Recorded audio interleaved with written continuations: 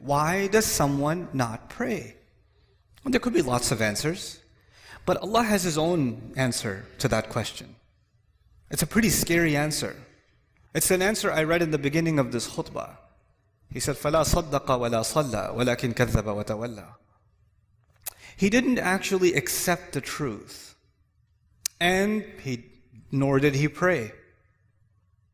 Allah says, He was talking about disbelievers, and He said two things. They didn't accept it. This person doesn't accept the truth, and he doesn't pray.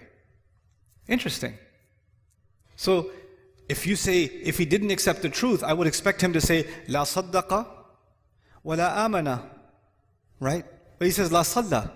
What that means is, something is missing in you accepting the truth about Allah.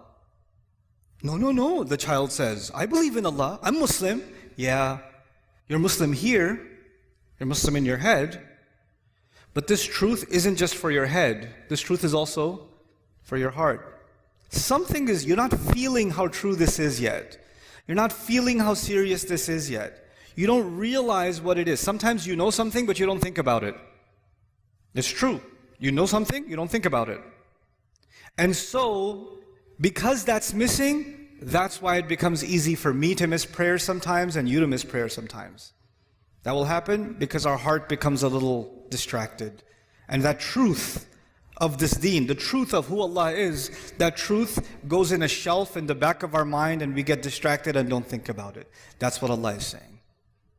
So, Allah doesn't need you to pray.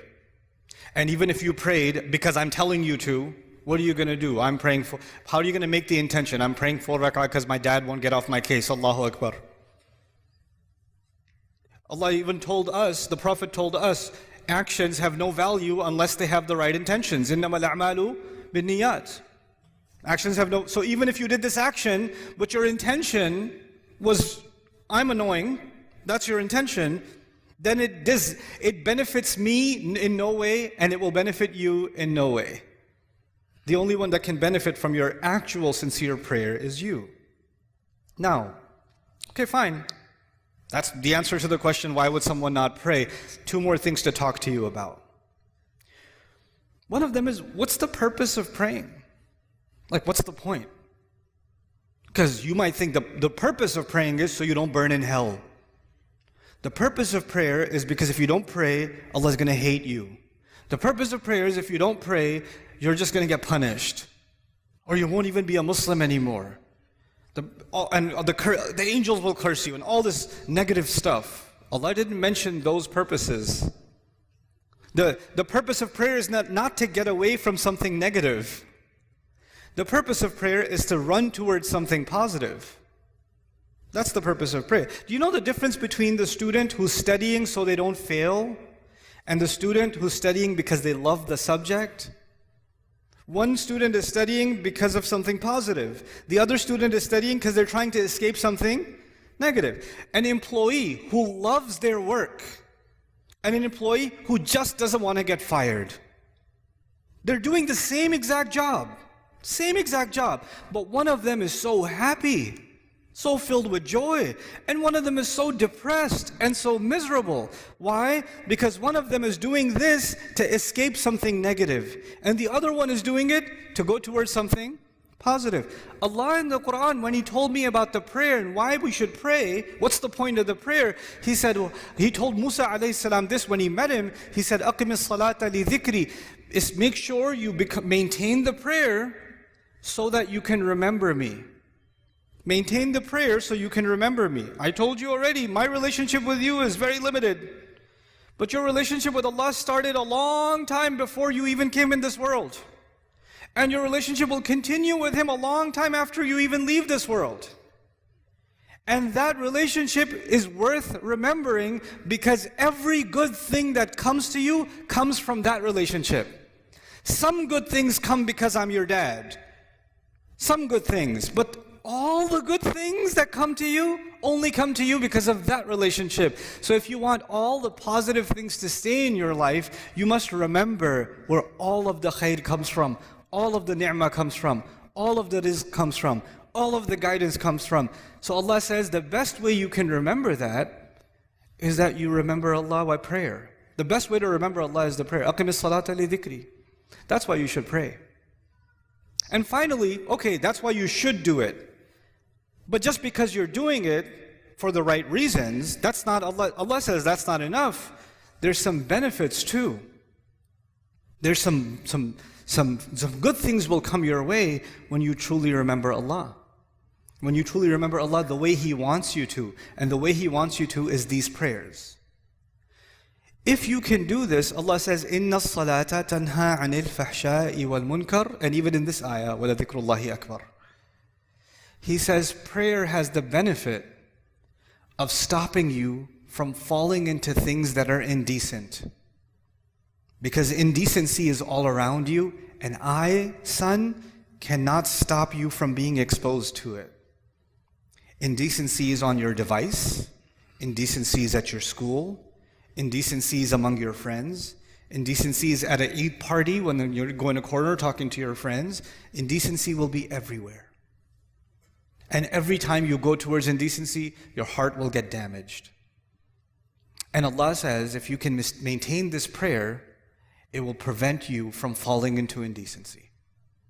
And once you fall into indecency, then you become, like if you're breathing in pollution, at first you will cough, right? But if you stay long enough, you just get used to it. Well, indecency is like that. When you're taking it long enough, it's not that big of a deal anymore.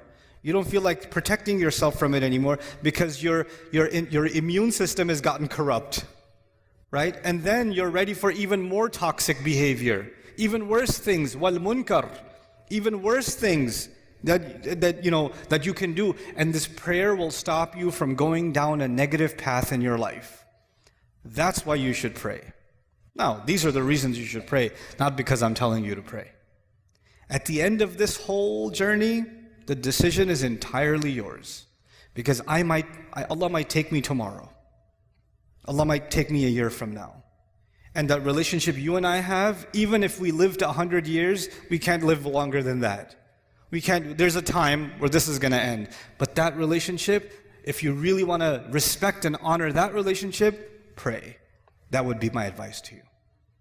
So this is just a small reminder and I'll come back to the parents now, a small reminder for myself and for all of us parents, that the children we've been given are an amana. They are not something given to us so we can control them. The more we try to control them, the more frustrated we become anyway. And the more, I have seen this, especially in families that wanted to preserve the deen of their children, the more they tried to push the religion on their children with control, the more those children rebelled in the strangest ways. In the strangest ways. Because the thing that Allah wants to give, the opportunity you have with your children is not to make them surrender to your instructions. The opportunity you have with them is to make them think about things that only you can make them think about. Make them love things only you can make them love. Your kid loves basketball because he sees you play basketball. He loves the PlayStation because he sees dad play the PlayStation. You can put a love in your child because of how you are. You can do that. And when you tell your kid, do your homework, your kid is not going to be 40 years old and say, I love homework. But your kid could be 40 years old and say, I love basketball. My dad used to play all the time, loved it. What you love gets transferred over. What you instruct gets rejected. That's your reality. Forget your children. That's your own reality. Some of the things you love about your dad are the things that were passed down by love. And some of the things you hate about your dad are the things that he tried to shove down your throat. That's the reality of everyone sitting here. Even if you don't say it out loud, because we love our parents and we respect them, but there are some things that we didn't take from them. And there are some things we did, and the only things we did were the ones that were passed down by love. And that's actually the ishara given to us parents in the ayah of Surah Al-Isra. رَبِّ ارْحَمْهُمَا كَمَا رَبَّيَانِي صَغِيرًا. Rabbayani means when you, tarbiyah is used for growing a plant. You have to take care of the plant. You have to be delicate with it. You have to nurture it. You have to provide it soft soil. You have to remove the weeds from it. You can't yell at the plant. You can't say, get up already, grow already. You have to let it take its time. You have to see sometimes insects come and bite some of the leaves, and you have to remove the insects. And you cannot just, you have to sometimes be a little bit harsh with it, but just enough that the insect is removed, and then you have to water it again. This is us and our kids. And this is why we make that dua for our parents. May Allah Azza wa Jal give our children the guidance that only He can give. Allah put istiqamah in their hearts that they make right choices in their lives. May Allah Azza wa Jal make them like the dua of Ibrahim alayhi salam that he made for all of us, all of his lineage and all of the ummah, when he said, Rabbi ja'alni muqima as-salati wa min dhurriyati. My Rabb, make me someone who established the prayer and from among my children also. And may Allah give the parents here, myself and all of you, make us examples of loving Allah and loving the prayer, so that our children fall in love with the prayer just because of the way we love the prayer. Barakallahu li wa lakum fil Qur'an al-Hakim wa nafa'ani wa iyyakum bil ayati wa dhikr al-Hakim.